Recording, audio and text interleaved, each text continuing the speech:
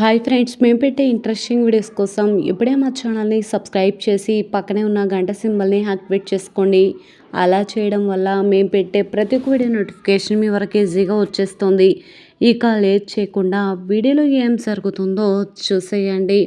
ఆద్య మెడలో ఉన్న తాళిని బయటకు తీసి కిషోర్ ఇక అందరి ముందు చారు మెడలో ఉన్న తాళిని పట్టుకొని ఈ విధంగా అంటూ ఉంటాడు.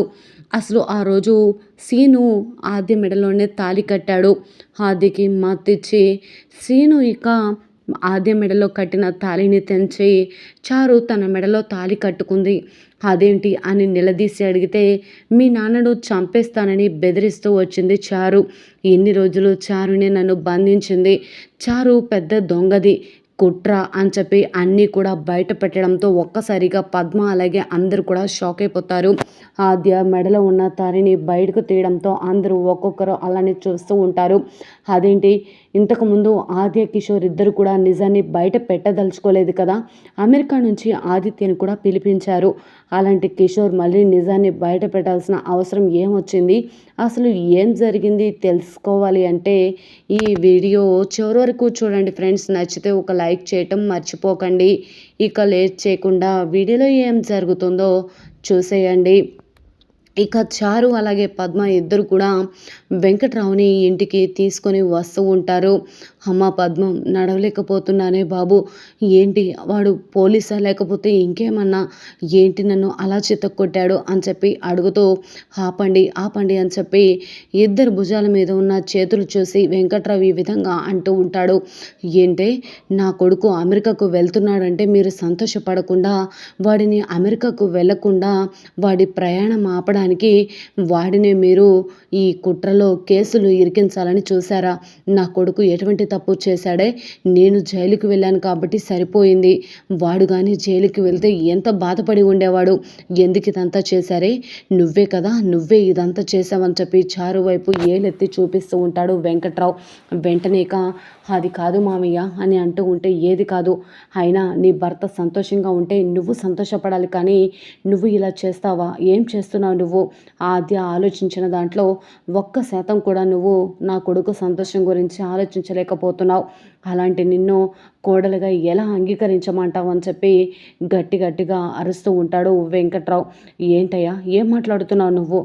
నా కొడుకు కోడలతో కాపురం చేస్తూ సంతోషంగా ఉంటే చూడాలని నాకు మాత్రం ఉండదా ఏంటి? కానీ వాడు అలా చెయ్యట్లేదు.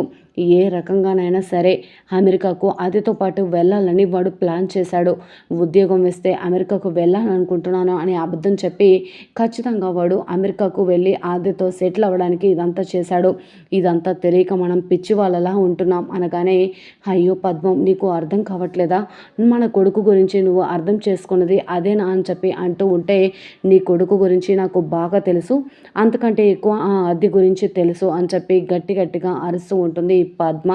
వెంటనేక చూసావా అత్తయ్య, ఆద్య కూడా మామిని ఎంతలా మార్చేసింది అంటే అర్థం కావట్లేదు. నా భర్తని నాకు దగ్గర చేయాల్సింది పోయి ఆద్యకి దగ్గర చేయాలని చూస్తున్నారు మామయ్య అని చెప్పి ఈ విధంగా చారు అంటూ ఉంటుంది. అమ్మ చారు, ఒక్క నిమిషం నేను చెప్పేది విను. నీ భర్త అమెరికాకు వెళ్ళి సంపాదించుకొచ్చి నిన్నే కదా సుఖపెడతాడు. అలాంటిది నువ్వు నా కొడుకుని తప్పుగా అపార్థం చేసుకొని మీ నాన్నతో ఆ దుర్మార్గుడితో చేతులు కలిపి పొలంలో ఇక ఇదంతా చేసి నా కొడుకుని జైలుకు పంపించి వీసా క్యాన్సిల్ చేసి పాస్పోర్ట్ క్యాన్సిల్ చేపించి వాడి మనసుని విరిచేయాలని చూసావా అని చెప్పి గట్టిగా అరుస్తూ ఉంటాడు వెంకట్రావు. మీరు చిన్నగా మాట్లాడండి అని చెప్పి అంటూ ఉంటే, చిన్నగా కాదే గట్టిగానే మాట్లాడతాను.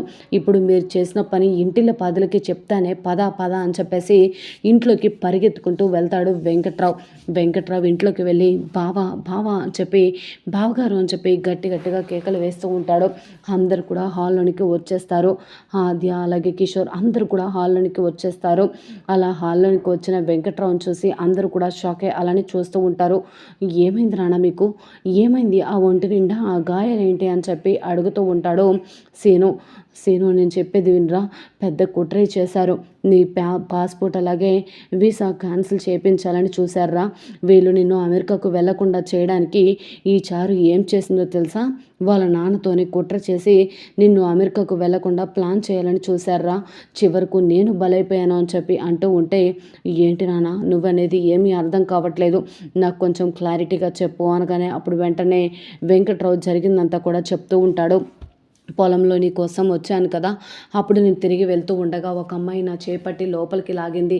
పోలీసులు వచ్చి నన్ను అరెస్ట్ చేశారు. నన్ను అరెస్ట్ చేసి చితక్ కొట్టిన తర్వాత రఘురామ్ గారు వస్తే తప్ప పోలీసులు నన్ను వదిలిపెట్టనని చెప్పారు. కానీ చారు వాళ్ళ నాన్న రఘురామ్ బాబు గారిలా వచ్చి నన్ను పోలీసులతో మాట్లాడి విడిపించాలనుకున్నాడు. కానీ జరిగిందంతా కూడా వాడి ద్వారానే తెలిసింది. ఈ చారు పెద్ద కుట్రని చేసి నిన్ను అమెరికాకు వెళ్ళాలని ఆపడమేమో కానీ నిన్ను బాగా ఆడుకోవాలని చూస్తుందిరా సీను అని చెప్పి గట్టిగా అరుస్తూ, బావగారు చూసారా ఈ చారు ఎంత దుర్మార్గురాలో అని చెప్పి అంటూ ఉంటే అప్పుడు ఇక కిషోర్ వచ్చి, అవును రఘురామ్ గారు, ఆ చారు పెద్ద కుట్ర చేస్తుంది, తను పెద్ద మోసగత్తె అని చెప్పి చారు గురించి అంతా కూడా బయట పెట్టబోతూ ఉంటాడు. ఆద్య సైగలు చేస్తూ ఉంటుంది.